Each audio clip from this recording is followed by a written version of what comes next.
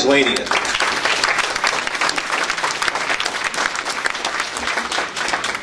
Thank you very much. I'm very excited to be speaking here. Up until now, I've only gotten to speak at Republican clubs, and I think I'm a little bit more home right now. Anyway, my name is John Aslanian. I'm going to stay on notes because I get too passionate about this stuff. I'm running for Congress, 9th District. I'm a businessman. I'm not a politician, so I am going to speak from my heart because this is the land of opportunity. This is where my grandfather started. Gave my family, my grandfather, my father, and myself opportunities, and I see it being taken away by Nancy Pelosi and the Democrats. I am in this race because as a businessman, I know we can never get America back on its feet if we subject business to higher and higher, more confiscatory taxes, more stifling regulations and bureaucracies. I truly am frightened for our future when I observe this great nation being transformed right before my very eyes into some sort of socialist redistribution nightmare. When my grandfather came to this country, he worked as a tailor, and he eventually built the largest chain of tuxedo rental stores on the East Coast. My father started a printing business with a $5,000 borrowed off my grandmother's life insurance policy, which eventually grossed $30 million a year in revenue, and he did it in spite of onerous government red tape and bureaucracy, and without a government handout. I managed our family's printing business, and I most recently built a cosmetic practice in New York in the worst economy since the Great Depression, which has attracted more than 1 million visitors to the website and thousands of patients. I am running for office to protect that kind of economic opportunity, which is what made America great and which can make America strong and great again.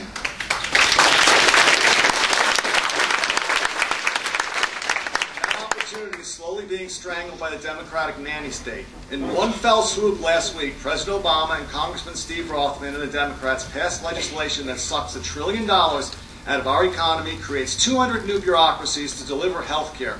We don't need more bureaucracies. We need to put free market forces to work. Why can't we allow health insurance companies to sell across state lines? Why can't Congress summon the courage to institute malpractice lawsuit reforms? Some of you are concerned about free trade and its impact on our economy. Why can't we start with free trade within the United States? Our economy is stifled by a nightmare of regulations. It is not even possible to start a business today without spending tens of thousands of dollars on legal and accounting fees simply to comply with the nuisance of regulations imposed by our government. I remember when I was running the printing business, one day my maintenance manager said that we have to pay $30,000 to an outside firm to comply with OSHA regulations. I'm like, why do we have to pay an outside firm? He wheeled in on a dolly a 4-foot stack of paper. We had to have seminars every week to teach people how to wash their eyes and do stuff like that. How does Washington and Trenton expect business to survive when they're continually heaping on us ever-increasing rules, regulations, and red tape? How will our businesses ever begin hiring again? For the past 27 years, Steve Rothman has collected a government paycheck. For the past 35 years, I've been running businesses. I know what business needs to get moving again. I'm going to have to speak faster. I remember when Reagan was president and he instituted a 10% investment tax credit. We went out that month and bought a $3 million printing press and within a month hired 200 people to work in that division. That's the kind of economic incentive we need now. Everything we're doing today is the exact opposite of what we should be doing. My ideas are not from theory or textbooks. I have 35 years experience in the private sector. I lived it. I know what works. Neither our congressman nor our president have even so much as run a lemonade stand. We need elected officials with common sense, learned from decades of real small business experience.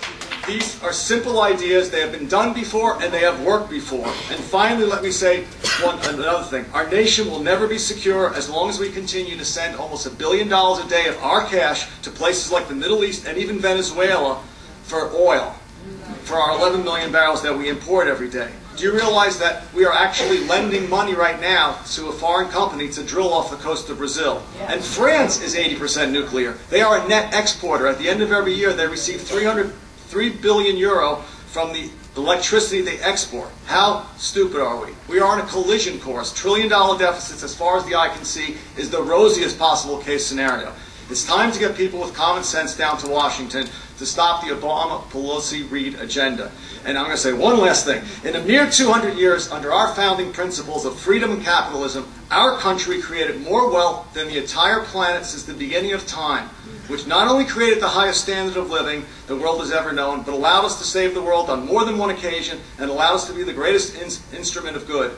However, Pelosi, Reid, and Obama are now destroying the very system that has created the greatest amount of good, and that's why you're here, and that's why I'm here.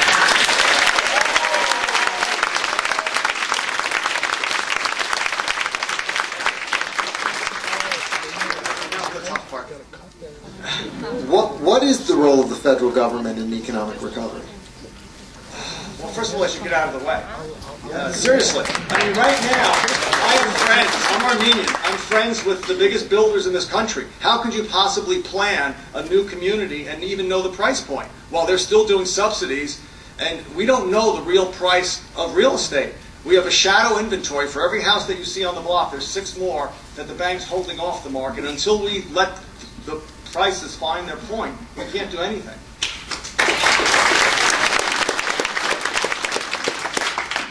What do you think should have happened to some of the investors on Wall Street who took bad mortgages and securitized them and then gave them AAA bogus ratings, sold them, and then bet against them? What should the federal government have done? Are you talking about to the investors or the companies? The investment banks. And I think that just like in every other business, I mean, I was in the printing business, and during 20 years, I saw 100 companies go out of business. No one ever lost a day of pay. The workers just went to the good company. Why would you actually subsidize the companies that don't know how to run a business? If you want to subsidize someone, which I don't think you should be doing anyway, lend the money to the good guys. If you lend the money to most inept people, that's ass backwards. What's your position on global warming, cap and trade, and the EPA's proposed regulations? I have read quite a bit about it, and as far as I can tell, the Hudson River was created by a glacier. I mean, it's an iceberg. So if you think that us little gnats on this planet are creating that kind of change, I mean, this whole place was covered by ice. So I believe in the scientists who believe that it's not an issue. How would you handle nuclear waste generated at U.S. nuclear facilities? Honestly, I do not know exactly the procedure that is being handled by. What is the legitimate role of the federal government in education? I think the legitimate goal of the government federal education should be as limited as possible. I mean, we've already created this horrendous system, and right now the only role they have now is in getting votes out of the teachers union. That seems to be their only role. You're denying poor kids the right to take a voucher and go to a good school. What's the role of the U.S. military in the Middle East, Europe, Korea, and Taiwan? That's a lot of different questions. Right now our military is spread all over the world. I mean, the #1 priority of our military is to keep us safe. I mean, I don't know what it's doing all over the world, and in each instance, I don't propose to be smart enough to rattle off those 6 answers, and unless you want to let me stay here for a half hour. What is your position on federal tax reform? Well, there's been a variety of good options. I mean, could we ever get to a flat tax? It would be the ideal situation. But certainly, taxation would help the economy. The New Jersey Supreme Court has found a right to government-subsidized low-income housing. It has also found a right to 3- and 4-year preschool to be funded by taxpayers. What are your thoughts? So you're asking me about a New Jersey issue, which I have no right to speak about? No, I'm just saying I would have no right to rule about if I was so lucky as to be a U.S. congressman. Okay. As far as funding all those things, I'd have to look at the proposal. I can honestly say I have not read everything. I'm an avid reader. I spend 3-4 hours on the internet every morning, but I have not read those specific proposals. What would you do about the federal debt? Well, we know from history that every time we lower taxes and things, that actually it spurs business activity. We know when we raise taxes, we actually collect less revenue. I would think that we could actually come up with something. Actually, if you would lower capital gains, you would see a flurry of activity of people selling long-held assets, and you could actually come up with something which I think would actually spur a lot of activity by lowering things rather than raising them. in every case. How would you handle the illegal immigration issue? Wow, that's a very. If I can answer all these questions in 15 minutes, I should be the president of the country. Solve the whole world, solve the whole country's problems in 5 minutes. It has to be done in a. First of all, it has to be done. Thank you. Okay, thank you. Let's hear it for John Aslanian from the Congressional Forum. Who the hell do you think you are? Move it a little bit to the right.